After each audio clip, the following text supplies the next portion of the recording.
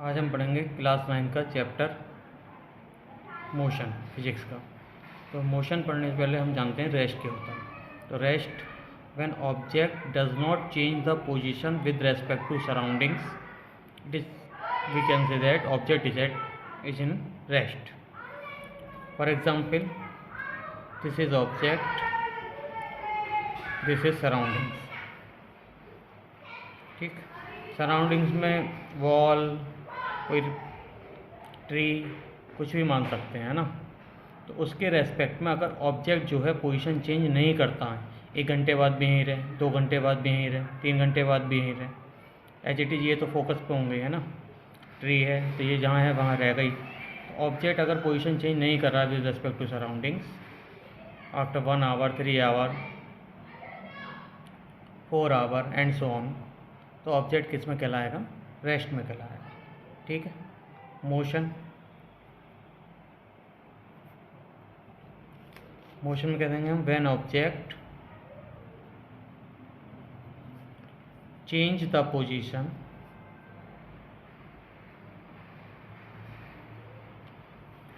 With respect to surroundings.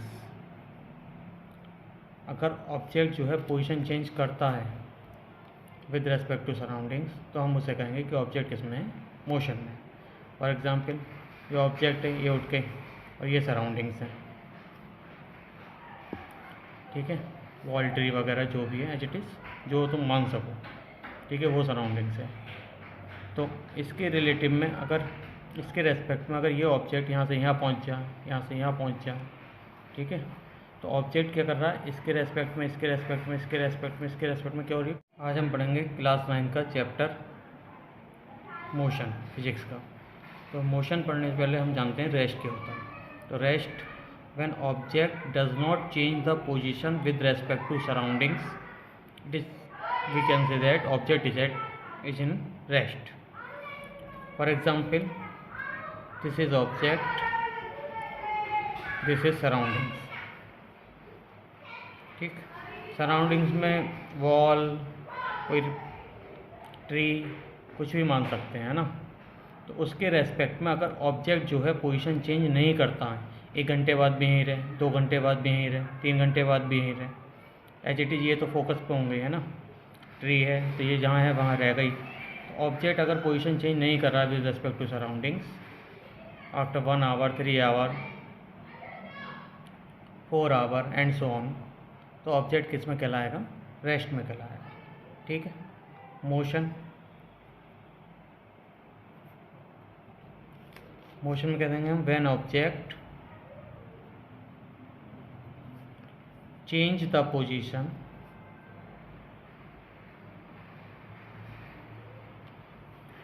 With respect to surroundings.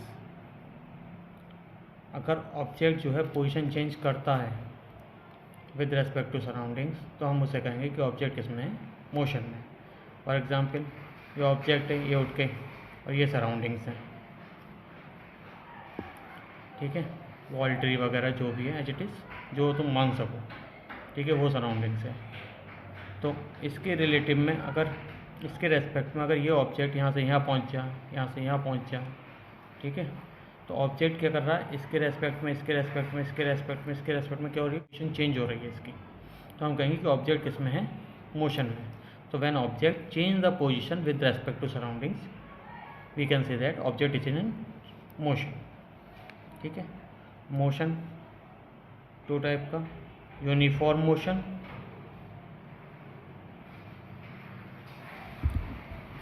और non uniform motion. Uniform motion में क्या होगा? Uniform motion और non uniform motion.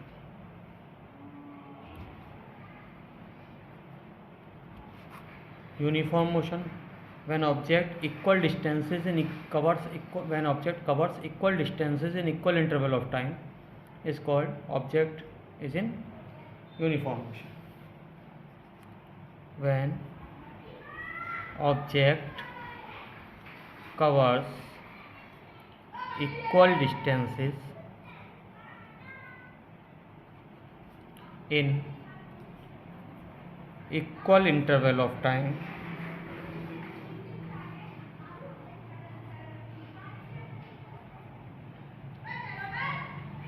then we can say that object is in rect. This motion is said to be uniform motion. Clear. तो अगर object जो है equal distances in equal interval time में cover कर रहा है तो ऑब्जेक्ट किस में होगा, यूनिफॉर्म मोशन में होगा. ठीक है. फॉर एग्जांपल ये टाइम हमने ले लिया, एक तरफ डिस्टेंस ले लिया, तो टाइम अगर 0 से 15 मिनट तो ये मान लीजिए 2 किलोमीटर डिस्टेंस कवर कर रहा है. 15 मिनट से 30 मिनट के बीच में 4 किलोमीटर हो गया. 30 मिनट से 45 मिनट के रेस्पेक्ट में ये 6 किलोमीटर हो. तो यहाँ आप देख रहे हो यहाँ पे 15 मिनट का डिफरेंस, यहाँ 15 मिनट का डिफरेंस. ठीक. यहाँ 2 किलोमीटर का डिफरेंस, यहाँ 2 किलोमीटर का. तो इक्वल डिस्टेंसेस कवर कर रहा है. यहाँ पे 2 किलोमीटर 15 मिनट्स में कवर कर रहा है, फिर अगले 2 किलोमीटर तब भी 15 मिनट्स में कवर कर रहा है. तो कह रहा है equal distances covers equal interval of time when the motion is called uniform motion. ठीक.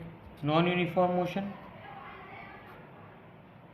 नॉन यूनिफॉर्म मोशन में क्या होगा, तो है non uniform motion when object covers unequal distances, when object covers unequal distances, when object covers unequal distances in equal interval of time.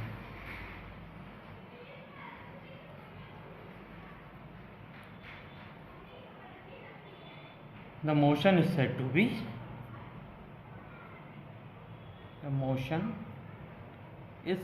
be non-uniform motion.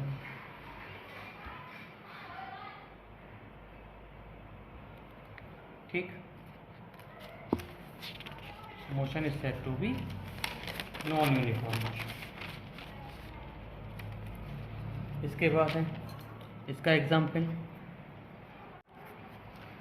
मान लीजिए तो time क्या है, unequal distances in equal interval of time. तो 0 से 15 minute time cover कर लिया, 15 minute से 13 मिनट, 13 मिनट से 45 मिनट. यहाँ डिस्टेंस 2 किलोमीटर मान ली, 5 किलोमीटर, 7 किलोमीटर.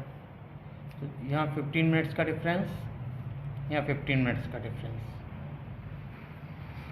ठीक. यहाँ डिफरेंस 3 किलोमीटर, यहाँ डिफरेंस 2 किलोमीटर. तो यहाँ पे 15 मिनट्स में कर रहा है 3 किलोमीटर, अगले 15 मिनट में चल रहा है 2 किलोमीटर. ठीक है. तो इसमें कहेंगे कि मोशन कैसा है, नॉन यूनिफॉर्म है. यहाँ पे unequal distances in equal interval of time में कवर हो रही हैं, वो मोशन कैसा होगा, नॉन यूनिफॉर्म मोशन होगा. ठीक है. तो इनकी ग्राफ अगर देख लेते हैं, ग्राफ अगर देखोगे तो यूनिफॉर्म मोशन का ग्राफ आपको स्ट्रेट लाइन मिलेगा. ठीक. इधर टाइम, इधर डिस्टेंस. ये किसका है, यूनिफॉर्म मोशन. और नॉन यूनिफॉर्म मोशन में आपका ग्राफ आएगा जिग जैग कर्व टाइप का, इस तरीके से. ऐसा भी आ सकता है. ठीक है. ये भी नॉन यूनिफॉर्म का है. इस तरीके का भी आ सकता है, ये भी नॉन यूनिफॉर्म का है. पहले बड़े बाद में कम हो जाए, इस तरीके का भी आ सकता है. तो ये सारे के सारे ग्राफ कैसे हैं, नॉन यूनिफॉर्म. इधर टाइम, इधर distance, distance, time, time, distance. ये सारे ग्राफ किसके, नॉन यूनिफॉर्म. ठीक है. इसके बाद आता है आपका डिस्टेंस.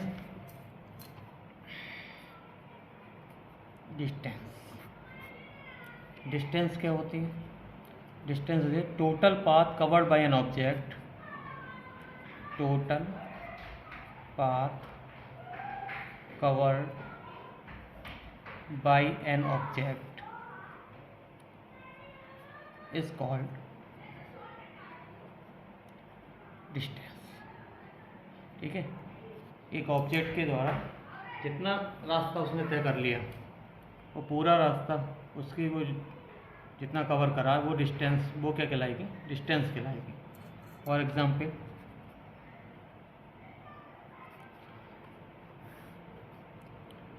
ये मान लिया O है, ये A है, ये P है, ये Q है। O से A तक की डिस्टेंस है 60 किलोमीटर, यहाँ 20 किलोमीटर डिस्टेंस है, इनके बीच का डिस्टेंस 15 किलोमीटर है। तो अगर ऑब्जेक्ट O से A से P, P से Q तक आए तो डिस्टेंस कितनी कवर करी? तो 60 ये चला, 16 20 80, 18 15 95। तो टोटल डिस्टेंस अगर हम निकालें, वो ऑब्जेक्ट कहाँ से कहाँ तक गया? पहले O to P, फिर गया P to Q, O to A, फिर A to P, फिर गया P to Q। तो इन तीनों कंडीशन में टोटल डिस्टेंस जो होगी वो क्या होगी? O से A तक की डिस्टेंस 60, A से P तक की डिस्टेंस 20, प्लस P से Q तक की डिस्टेंस 15। तो 60 20 80 और 80 और 15 95 किलोमीटर। ठीक है, तो टोटल पाथ जितना रास्ता ऑब्जेक्ट ने तय करा है वो सारे अगर मेज़र करें तो वो क्या कहलाएगी? टोटल डिस्टेंस कहलाएगी। ठीक है, डिस्प्लेसमेंट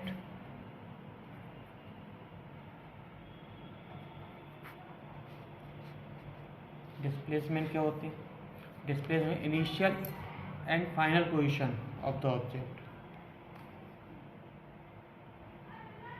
इनिशियल एंड फाइनल। तो इसे लिख देंगे distance between initial and final position is called displacement. ठीक है, तो distance between initial and final, object की इनिशियल पोजीशन कहाँ और फाइनल पोजीशन कहाँ, उन दोनों के बीच में स्ट्रेट लाइन बना दोगे तो वो जो डिस्टेंस मेजर होगी वो क्या कहलाएगी? डिस्प्लेसमेंट कहलाएगी। देखिए कैसे,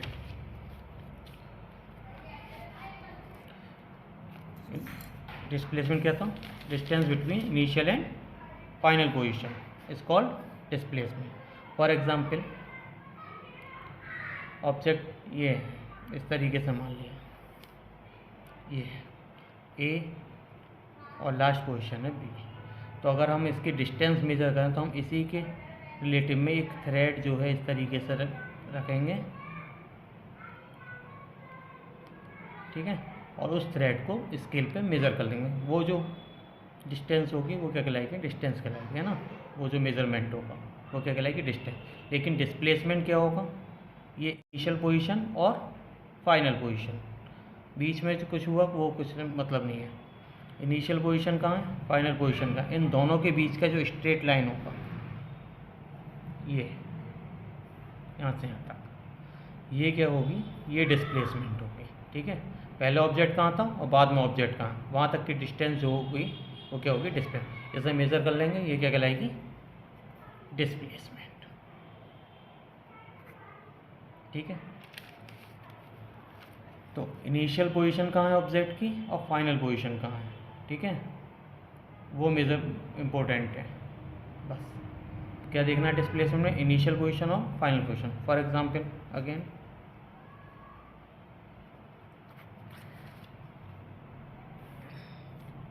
O to A, P Q, same ऐसे। और डिस्प्लेसमेंट हमें निकालना है,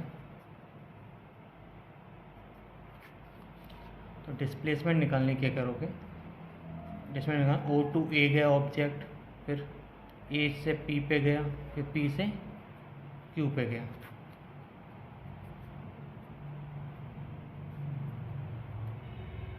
ये मान लें 60 है ओ से ए तक, ए से पी तक 20 और पी से क्यू तक। तो इन तीनों कंडीशन में जो है हमें टोटल डिस्प्लेसमेंट निकालना कितना होगा। तो हमारे ओ से ए तक गया, ए से पी तक गया, पी से क्यू तक गया, तो हमें देखना इनिशियल पोजीशन कहाँ है। इनिशियल पोजीशन तो ओ पे थी और फाइनल पोजीशन कहाँ है,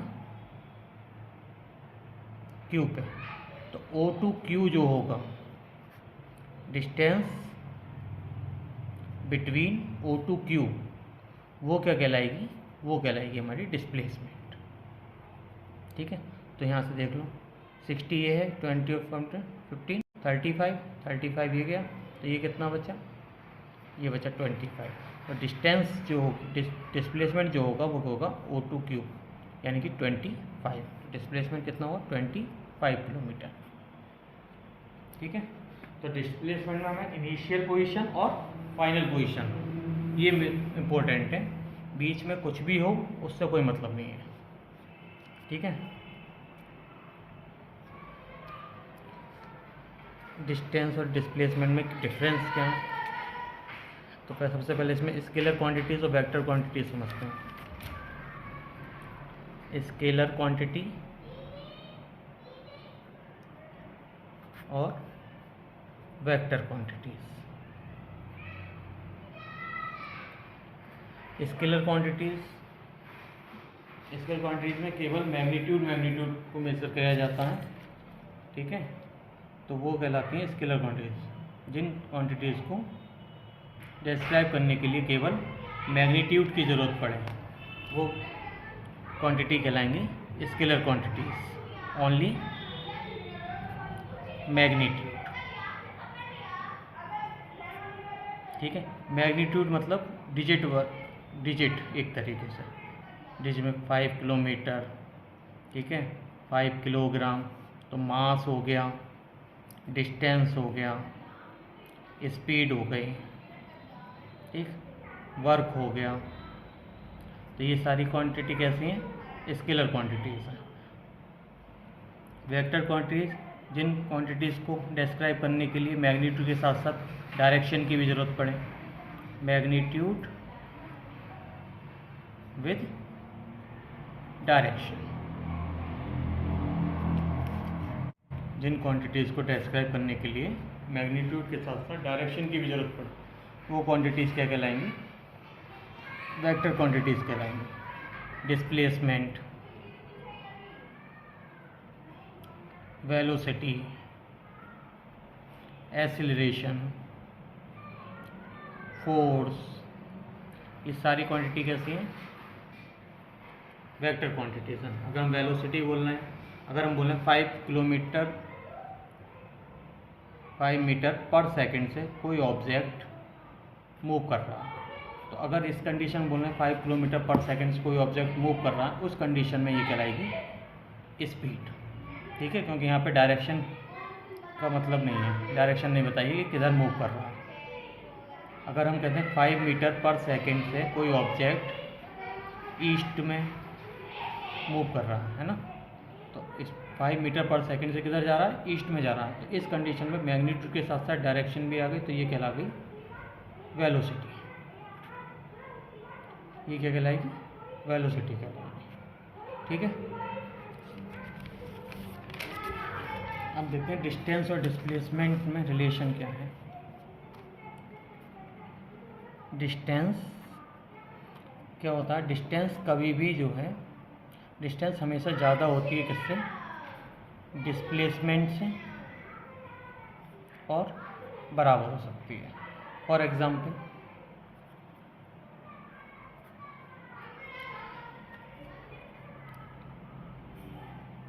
ऑब्जेक्ट ओ से ए तक है, ठीक है,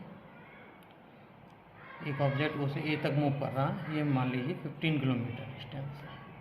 तो इस कंडीशन में डिस्टेंस कितना हुआ, 15 किलोमीटर।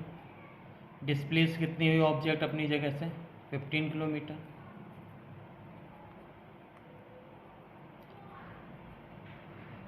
तो इस कंडीशन में डिस्टेंस और डिस्प्लेसमेंट क्या हुई, बराबर हो।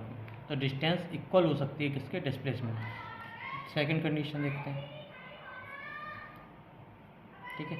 ऑब्जेक्ट ओ से ए तक गया, फिर ए से जो है वापस कितना आ गया, बी तक आ गया, 15 किलोमीटर वापस आ गया, 30 किलोमीटर मूव करा मान लो, ठीक है।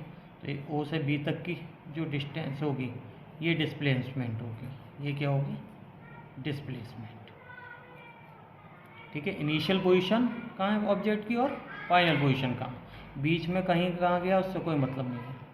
इनिशियल पोजीशन और फाइनल पोजीशन, ये फाइनल पोजीशन है और ये इनिशियल पोजीशन है, लेकिन डिस्टेंस में इनिशियल पोजीशन और कहाँ कहाँ गया, कहाँ फाइनल पोजीशन तक कहाँ कहाँ घूम गया, वो टोटल डिस्टेंस, वो क्या कहलाएगी, डिस्टेंस कहलाएगी, है ना, टोटल मेजरमेंट जो होगा।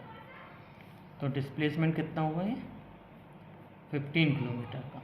तो इस कंडीशन में डिस्टेंस कितनी है, डिस्टेंस हुई देखो 30 ये गया, 30 और 15 ये आया, तो डिस्टेंस हो गई 30 + 15 45 किलोमीटर।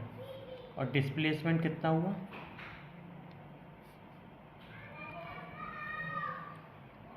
Only 15 kilometre. तो यहाँ पे डिस्टेंस क्या हुई, ग्रेटर देन हुई किससे, डिस्प्लेसमेंट से। तो ये होता है कि डिस्टेंस क्या होती है, डिस्प्लेसमेंट से ग्रेटर देन और इक्वल हो सकती है। तो इस कंडीशन में क्या मिलता है कि distance greater than equal to displacement, और इन दोनों का जो रेशियो है डिस्टेंस अपॉन डिस्प्लेसमेंट का, वो हमेशा क्या होता है, ग्रेटर देन इक्वल टू 1 होता है, ठीक है। डिस्टेंस और डिस्प्लेसमेंट का जो रेशियो है वो क्या होगा, ग्रेटर देन इक्वल टू 1 होगा, ठीक। डिस्टेंस और डिस्प्लेसमेंट डिफरेंस क्या क्या है ये देख लेते हैं।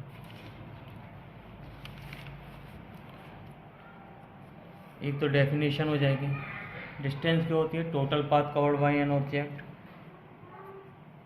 Total path covered by an object, ठीक है, इज कॉल्ड डिस्टेंस। डिस्प्लेसमेंट क्या होता है, distance between initial and final position, initial और फाइनल पोजीशन के बीच की जो डिस्टेंस है वो क्या कहलाएगी, डिस्प्लेसमेंट कहलाएगी, ठीक। सेकंड, डिस्टेंस कभी जीरो नहीं हो सकती है, लेकिन displacement can be zero, positive और नेगेटिव। डिस्प्लेसमेंट जो है पॉजिटिव भी हो सकता है, नेगेटिव भी हो सकता है और जीरो भी हो सकता है। कैसे, मान लो ये ऑब्जेक्ट ओ से ए तक गया, फिर ए से कहाँ जाए, ओ तक आ जाए, तो इस कंडीशन में इनिशियल पोजीशन भी है ऑब्जेक्ट की, फाइनल पोजीशन भी है, इस कंडीशन में क्या हुआ, डिस्प्लेसमेंट जीरो हो गया, ठीक है। अगर मान लो इधर पॉजिटिव है, इधर मान लो पॉजिटिव है, इधर नेगेटिव वैल्यू है, अगर ऑब्जेक्ट यहाँ से आके इधर चला जाता है तो ऑब्जेक्ट तो डिस्प्लेसमेंट क्या होगा, ये मान लो -15 है इधर, तो इनिशियल पोजीशन ये है, फाइनल पोजीशन ये मान ली जाएगी, है ना। तो उस कंडीशन में क्या होगा कि ऑब्जेक्ट क्या होगा, वो डिस्प्लेसमेंट जो होगा वो क्या होगा, नेगेटिव होगा, ठीक है। तो displacement can be zero, positive और नेगेटिव, लेकिन डिस्टेंस कभी भी जीरो नहीं हो सकती, ऑलवेज क्या होती है, पॉजिटिव होती है, ऑलवेज पॉजिटिव, ठीक है, जीरो नहीं। तीसरा डिफरेंस क्या है, ये कैसी क्वांटिटी है, स्केलर क्वांटिटी है। स्केलर क्वांटिटीज़ वो क्वांटिटीज़ होती हैं जिन्हें डिस्क्राइब करने के लिए केवल मैग्नीट्यूड की जरूरत पड़े। डिस्प्लेसमेंट कैसी क्वांटिटी है,